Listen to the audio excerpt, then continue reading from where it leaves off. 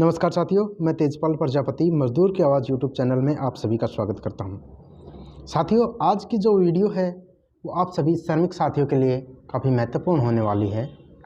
इस वीडियो में आज हम श्रम विभाग से मिलने वाली मकान खरीद हेतु ब्याज मुक्त ऋण योजना के बारे में विस्तृत रूप से चर्चा करेंगे।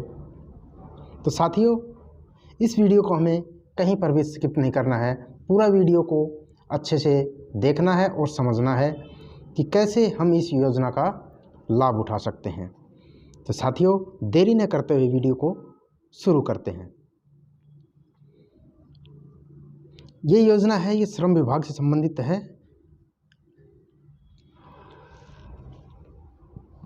साथियों, इस वीडियो में हम चर्चा करेंगे योजना के बारे में, जानकारी हम लेंगे किस प्रकार की योजना है, किस बोर्ड से संबंधित योजना है, क्या योजना है, योजना के लिए पात्रता, इस योजना के लिए कौन कौन पात्र है उसके बारे में हम चर्चा करेंगे।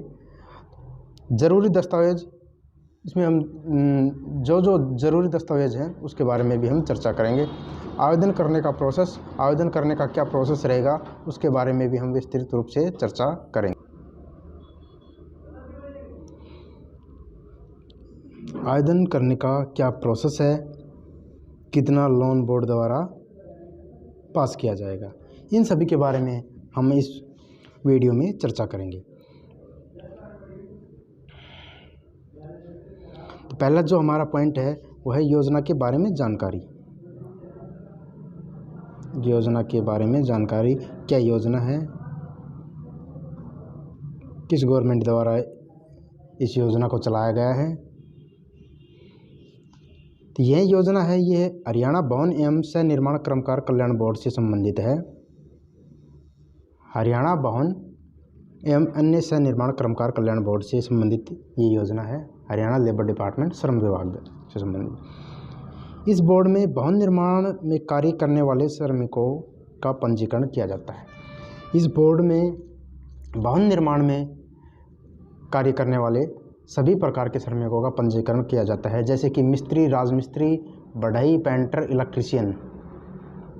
इस प्रकार का जो कार्य करते हैं उन सभी मजदूरों का रजिस्ट्रेशन इस बोर्ड में किया जाता है।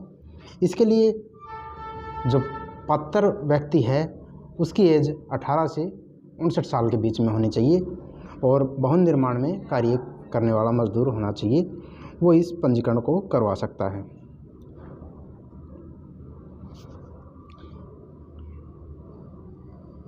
योजना के लिए पात्रता, सेकंड जो हमारा पॉइंट है वो है योजना के लिए पात्रता।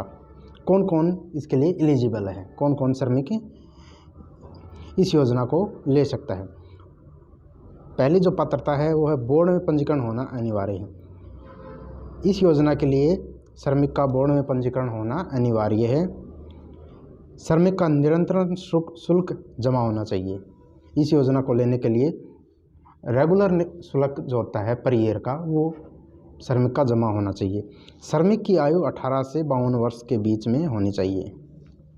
नए पंजीकरण के लिए जो शर्त है वो आयु की 18 से 59 है, लेकिन लोन के लिए जो शर्त है वो 18 से 52 है, क्योंकि जो बीच की जो आगे जो साल बचेंगे 8 साल, वो इसलिए बचेंगे कि जो हमने लोन बोर्ड से लिया है उसको हम 8 साल के अंदर अंदर जमा करवा सकें। और एक और शर्त है श्रमिक की कम से कम 5 वर्ष की नियमित सदस्यता।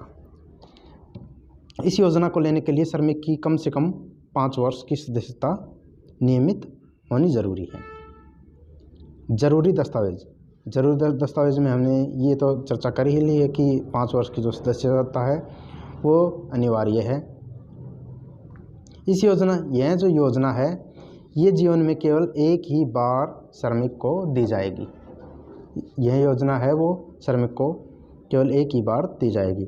अब हम आगे इस वीडियो में ज़रूरी दस्तावेज़ों के बारे में चर्चा करेंगे, क्या क्या ज़रूरी दस्तावेज इसके लिए ज़रूरी है।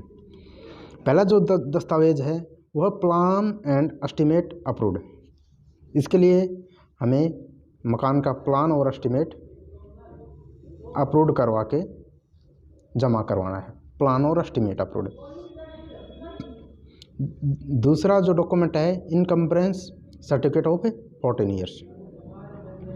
एक सर्टिफिकेट होती है इनकम्बरेंस सर्टिफिकेट। ये सर्टिफिकेट होती है कि यह जो ज़मीन है इससे किसी भी प्रकार की कानूनी और वित्तीय गड़बड़ियों से मुक्त है। यह जो ज़मीन है ये कानूनी वित्तीय गड़बड़ियों से मुक्त है। ये सर्टिफिकेट भी हमें इसके साथ जमा करवानी होती है। नेक्स्ट जो हमारा डॉक्यूमेंट है वो लोकेशन सर्टिफिकेट। लोकेशन सर्टिफिकेट भी इसके साथ हमें जमा करवाना होता है। और जो नेक्स्ट हमारा डॉक्यूमेंट है land tax receipt. Land tax receipt भी इसके साथ, भूमि कर रसीद भी इसके साथ ज़रूरी होती है। ओरिजिनल डॉक्यूमेंट, सभी हमारे original document Aadhaar card, ration card, PAN card, पंजीकरण कॉपी, इस प्रकार के सभी डॉक्यूमेंट्स हमें ओरिजिनल अपलोड करने होते हैं।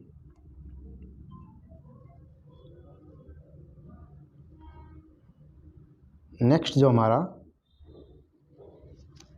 डॉक्यूमेंट है वो है attested copy of ration card. Ration card की जो अटेस्टेड कॉपी होती है वो भी हमें यहाँ पर अपलोड करनी होती है। दोनों साइड की, फ्रंट और बैक, पेज नंबर 1 और पेज नंबर 2 की राशन कार्ड की कॉपी भी हमें अपलोड करनी होती है। ओनरशिप ऑफ बिल्डिंग, बिल्डिंग के ओनरशिप सर्टिफिकेट भी हमें यहाँ पर अपलोड करनी होती है। Terminal benefit declaration, terminal benefit declaration का डॉक्यूमेंट भी हमें यहाँ पर जमा करवाना होता है। ये डॉक्यूमेंट भी इस योजना के लिए ज़रूरी होता है। Attested copy of identity card, identity card की एक कॉपी भी ज़रूरी होती है। Attested copy of passbook, passbook की जो एक कॉपी होती है वो भी ज़रूरी होती है। नेक्स्ट जो हमारा डॉक्यूमेंट है वो है टाइटल क्लियरेंस सर्टिफिकेट।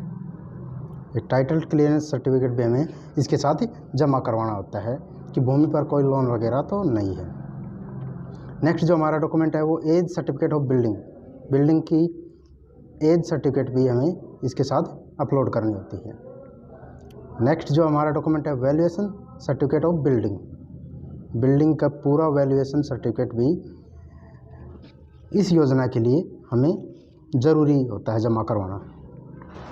नेक्स्ट जो हमारा डॉक्यूमेंट है वो no objection certificate from the authority for construction. Next जो हमारा डॉक्यूमेंट है वो no objection certificate from the authority of construction. ये डॉक्यूमेंट भी हमें इस योजना के लिए ज़रूरी होता है। जो हमारा नेक्स्ट डॉक्यूमेंट है वो declaration from the applicant that neither he she nor spouse of children own a house. ये डॉक्यूमेंट भी हमें तैयार करवा के इस योजना के लिए ज़रूरी होता है। तो साथियों, ये सभी डॉक्यूमेंट्स हमें अच्छे तरह से तैयार करने हैं, तभी हम इस योजना का लाभ उठा सकते हैं। तो नेक्स्ट जो हमारी वीडियो होगी उसमें हम इस योजना के लिए जो ज़रूरी डॉक्यूमेंट्स होते हैं उनको अपलोड करके किस प्रकार का प्रोसेस करके हम इस योजना का लाभ उठा सकते हैं। तो साथियों, नेक्स्ट वीडियो में हम जानेंगे कि इसका ऑनलाइन प्रोसेस कैसे होता है। थैंक यू साथियों, वीडियो को पूरा देखने के लिए आप सभी का धन्यवाद।